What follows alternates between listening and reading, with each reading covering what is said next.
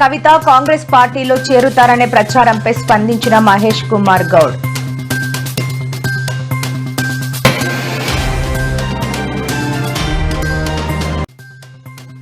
మరో వివాదంలో విజయవాడ ఇంద్రకీలాద్రి భక్తుడిపై సిబ్బంది దాడి.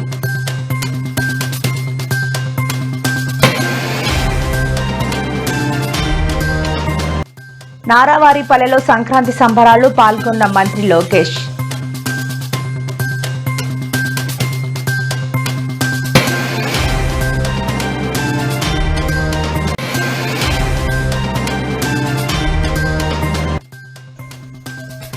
సార్లంకపల్లె గ్రామం అగ్నికి ఆహుతి కావడంపై జగన్ దిగ్భ్రాంతి.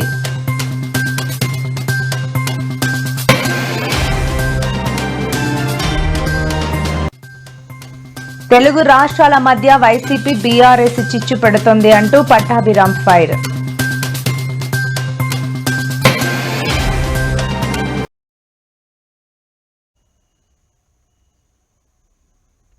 అయ్యా మంత్రి 2 లక్షల రుణమాఫీ ఎటుపోయే, రైతు భరోసా ఎప్పుడు ఇస్తారు అంటూ రాష్ట్ర మంత్రి గడ్డం వివేక్ వెంకటస్వామిని దుబ్బాక మున్సిపాలిటీ పరిధిలోని ధర్మాజిపేటలోని రైతులు ప్లకార్డులతో నిరసన వ్యక్తం చేస్తూ అడ్డుకున్నారు.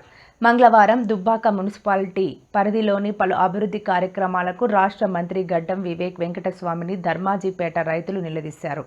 ప్రజా ప్రభుత్వమే కాంగ్రెస్ ప్రభుత్వం చేయమని చెప్పుకుంటూ వస్తున్న కాంగ్రెస్ ప్రభుత్వం రైతులకు తీరని అన్యాయం చేస్తున్నదని రైతులు కాంగ్రెస్ ప్రభుత్వంపై ఆగ్రహం వ్యక్తం చేశారు. వెంటనే కాంగ్రెస్ ప్రభుత్వం రైతు భరోసా రుణమాఫీ నిధులు మంజూరు చేయాలని డిమాండ్ చేశారు.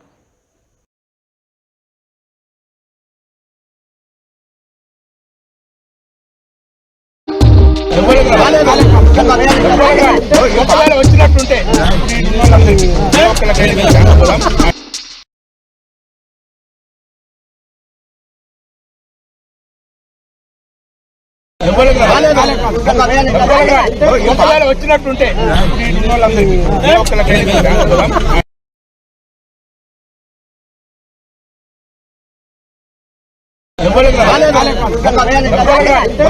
వచ్చినట్టుంటే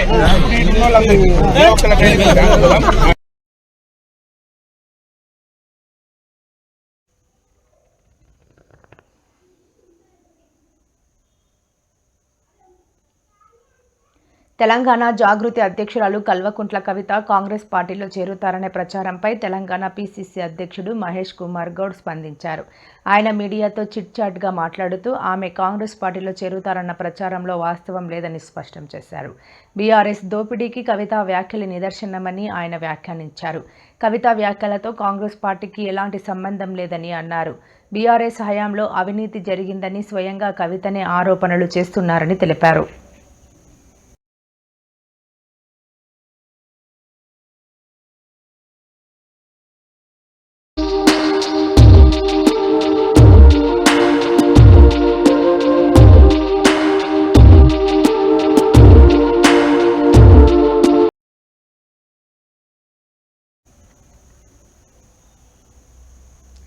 మకర సంక్రాంతి పర్వదినం సందర్భంగా రాష్ట్ర ప్రజలకు 2 తెలుగు రాష్ట్రాలలోని ప్రజలతో పాటు ప్రపంచవ్యాప్తంగా ఉన్న తెలుగు వారందరికీ మాజీ ముఖ్యమంత్రి వైఎస్ఆర్సీపీ అధ్యక్షుడు శ్రీ వైఎస్ జగన్మోహన్ రెడ్డి హృదయపూర్వక శుభాకాంక్షలు తెలిపారు.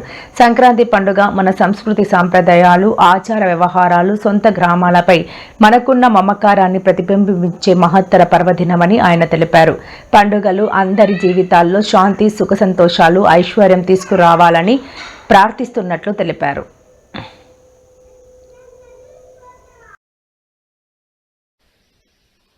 ఇక్కడికి వచ్చిన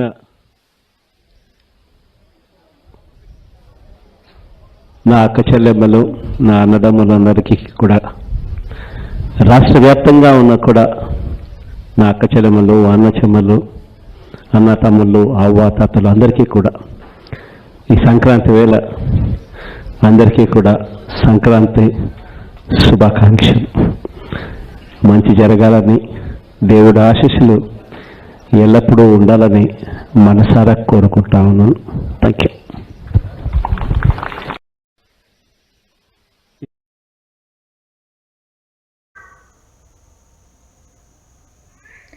తెలంగాణ ప్రభుత్వం మరో సంచలన నిర్ణయం తీసుకుంది. రాష్ట్రంలో కన్నా తల్లిదండ్రులు బాగోగులు చూడని ప్రభుత్వ ఉద్యోగులపై కఠినంగా వ్యవహరించాలని నిర్ణయించింది. అలాంటి ఉద్యోగుల జీతంలో 10% కోత విధించి ఆ మొత్తాన్ని నేరుగా వారి తల్లిదండ్రుల బ్యాంకు ఖాతాల్లో జమ చేసేలా త్వరలో ఒక ప్రత్యేక చట్టం తీసుకురాబోతున్నట్లు ముఖ్యమంత్రి రేవంత్ రెడ్డి ప్రకటించారు. వృద్ధులైన తల్లిదండ్రులు తమ పిల్లలపై చేసే ఫిర్యాదులను తీవ్రంగా పరిగణించాలని ఆయన అధికారులను ఆదేశించారు.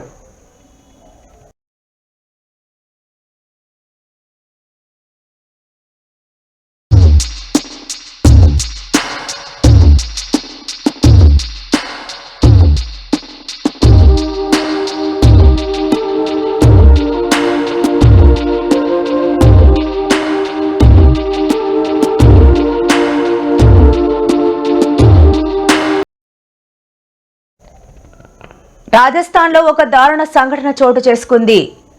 బికనీర్ జిల్లాలో కళాశాలలకు వెళ్తున్న యువతిని అడ్డగించి సామూహిక అత్యాచారానికి పాల్పడ్డారు. ఈ ఘటన 6 రోజుల క్రితం జరగగా ఆలస్యంగా వెలుగులోకి వచ్చింది. జనవరి 6న యువతి కళాశాలకు వెళుతుండగా 2 యువకులు ఆమెను అడ్డగించి బలవంతంగా కారులో ఎక్కించుకుని వెళ్లారు. అనంతరం కదులుతున్న కారులో ఆమెపై కొన్ని గంటల పాటు అత్యాచారానికి పాల్పడ్డారు. ఈ క్రమంలో కారు ఒక గ్రామంలోనికి ప్రవేశించగా స్థానికులకు అనుమానం వచ్చి కారును ఆపి తనిఖీ చేశారు. దాంతో యువతిని కారులో నుంచి తోసేసి యువకులు అక్కడి నుంచి పరారయ్యారు.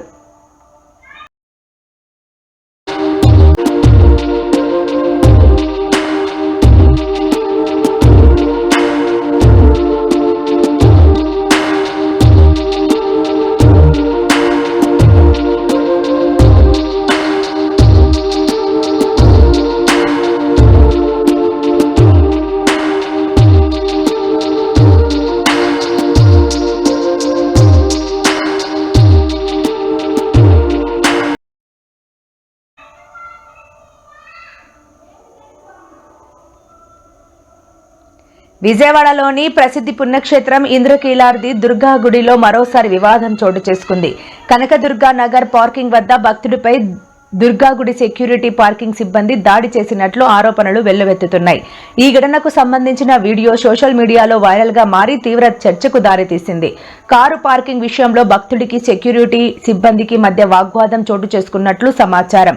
ఈ క్రమంలో సెక్యూరిటీ సిబ్బంది విచక్షణ కోల్పోయి భక్తుడిపై చేయి చేసుకున్నట్లు ప్రచారం జరుగుతోంది. ఇలాంటి దౌర్జన్యానికి పాల్పడటం పట్ల భక్తులు తీవ్ర ఆగ్రహం వ్యక్తం చేస్తున్నారు.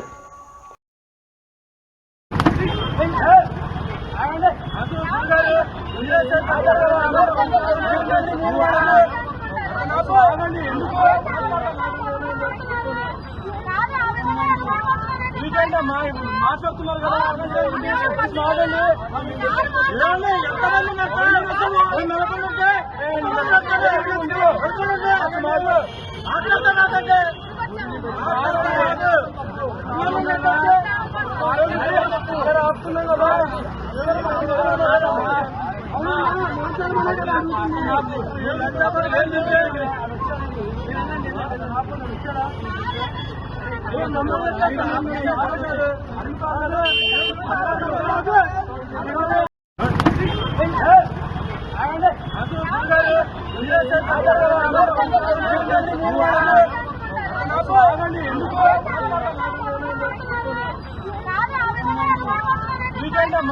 మాట్లాడుతున్నారు కదా.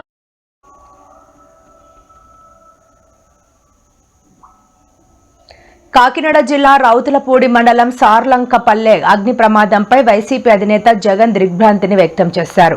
ఈ గిరిజన గ్రామంలో 38 పూరిళ్లు దగ్ధం కావడం కలిచివేసిందని ఆయన ఆవేదన వ్యక్తం చేశారు.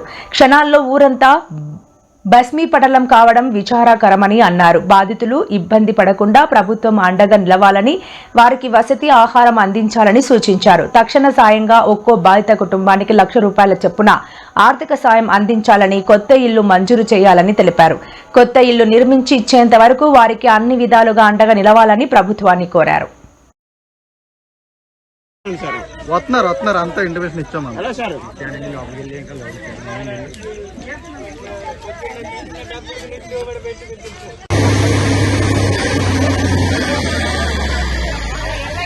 నొక్క ఒక్కోసేపు ఏంట్రా ఒక్క ఇల్లు కూడా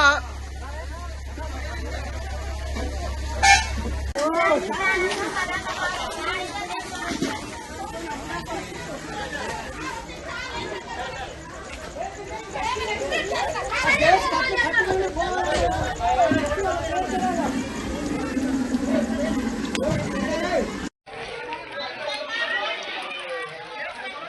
ఆడుతా ఎక్కడ ఆడుతా ఏం చెప్తా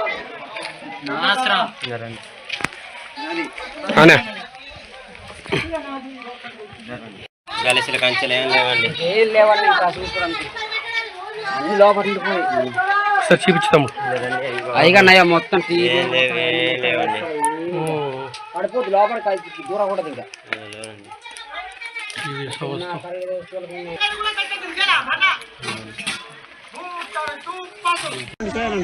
వస్తున్నారు వస్తున్నారు ఇంకా చూసుకోవడానికి అన్ని లోపలికి పోయి సార్ చూపించుతాము.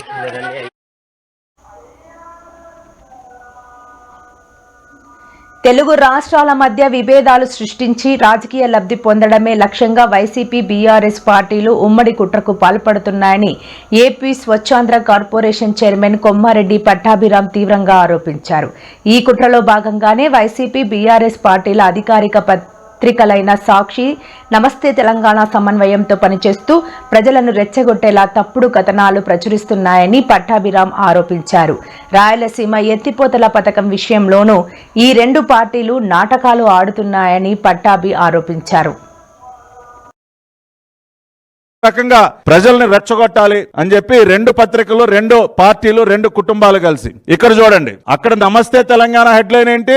హరీష్ రావు గారు రాయలసీమను ఆపింది మేమే, రాయలసీమ ఎత్తుపోతల పథకాన్ని మేమే ఆపామని చెప్పి అక్కడ హరీష్ రావు గారు మాట్లాడతారు. ఇక్కడేమో సీమ ఎత్తిపోతల పనులు నేనే ఆపించా, తెలంగాణ అసెంబ్లీ సాక్షిగా సీఎం రేవంత్ రెడ్డి. ఏదో అక్కడ ఉన్నటువంటి తెలంగాణ రాష్ట్ర ముఖ్యమంత్రి గారు ఆంధ్రప్రదేశ్ రాష్ట్ర ముఖ్యమంత్రి గారితో కలిసి రాయలసీమ ఎత్తుపోతల పథకాన్ని ఆపినట్టు సాక్షి దినపత్రికలో రాస్తారు. కానీ అక్కడ వీళ్ళ మిత్రుడు కేసీఆర్ గారు బీఆర్ఎస్ పార్టీ వాళ్ళ పత్రికలో రాయలసీమ ఎత్తిపోతల పథకాన్ని ఆపింది మేమే అంటారు. మరి జగన్మోహన్ రెడ్డి గారు, మీ ఆప్తులు, మీకు కావలసినటువంటి వ్యక్తులు, మీ సన్నిహితులు, మీరు గెలవాలని కోరుకున్నటువంటి వ్యక్తులు అక్కడ ఏం చెప్తా ఉన్నారు? సార్ రాయలసీమ ఎత్తిపోతలు మేమే ఆపామంటున్నారు సార్. మరి వాళ్ళని ప్రశ్నించకుండా, వాళ్ళని నిలదీయకుండా ఈ హెడ్లైన్లు ఏంటి సార్? ఈ హెడ్లైన్లు ఏంటి అంటే మ్యాచ్ ఫిక్సింగ్.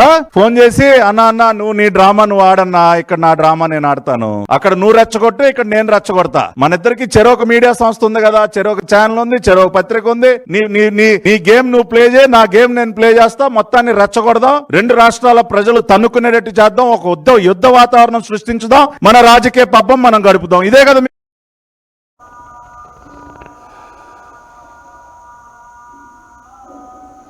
తిరుపతి జిల్లా చంద్రగిరి మండలం నారావారిపల్లెలో నిర్వహించిన సంక్రాంతి సంబరాల్లో సీఎం చంద్రబాబు కుటుంబ సభ్యులతో కలిసి విద్యా, ఐటీ శాఖల మంత్రి నారా లోకేష్ పాల్గొన్నారు. ముందుగా టీటీడీ కళ్యాణ మండపంలో నిర్వహించిన ముగ్గుల పోటీలను తిలకించారు. అనంతరం స్థానికంగా వివిధ పాఠశాలల విద్యార్థులతో నిర్వహించిన క్రీడా పోటీలను వీక్షించారు. క్రీడా పోటీలు ఆద్యంతం ఆసక్తికరంగా సాగాయి. వివిధ క్రీడా పోటీల్లో విజేతలుగా నిలిచిన విద్యార్థులకు సీఎం చంద్రబాబు భువనేశ్వరి బహుమతులు అందజేశారు. ఆమె జరుపుకోమని మొదలు ఇచ్చే ఒక ఆమె జరుపుకోమని.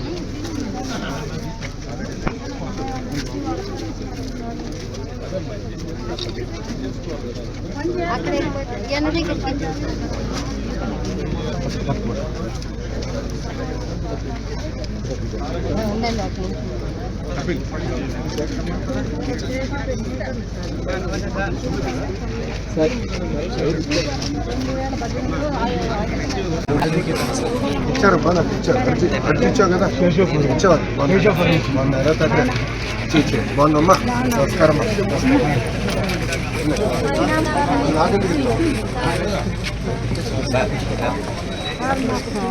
ఇచ్చావు కదమ్మా, నమస్కారం. సార్ సార్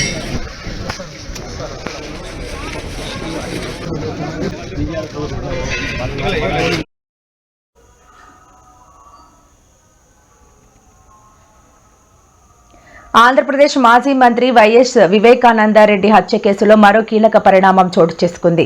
ఈ కేసులో central bureau of investigation CBI తదుపరి దర్యాప్తు పరిధిని కేవలం 2 వ్యక్తులకు మాత్రమే పరిమితం చేస్తూ హైదరాబాద్ సిబిఐ ప్రత్యేక కోర్టు ఇచ్చిన ఉత్తర్వులను సవాల్ చేస్తూ వివేకా కుమార్తె డాక్టర్ నర్రెడ్డి సునీతారెడ్డి సుప్రీంకోర్టులో కొత్తగా పిటిషన్ దాఖలు చేశారు. ట్రయల్ కోర్టు నిర్ణయం తాము లేవనెత్తిన అంశాలకు సుప్రీంకోర్టు గతంలో జారీ చేసిన మార్గదర్శకాలకు విరుద్ధంగా ఉందని సునీత తన పిటిషన్లో పేర్కొన్నారు.